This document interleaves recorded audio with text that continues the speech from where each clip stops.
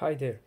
Dear friends, today I will show you how to change the battery in your Volkswagen Key Fob. This particular key is from a Seat Leon MK3 2017 model. Procedure is very much the same for Skoda, Golf and other cars from Volkswagen groupation. The battery is contained under this cover and we can open this cover just by using our hands and fingers. If it is too hard for you, you can use flat screwdriver or flat knife.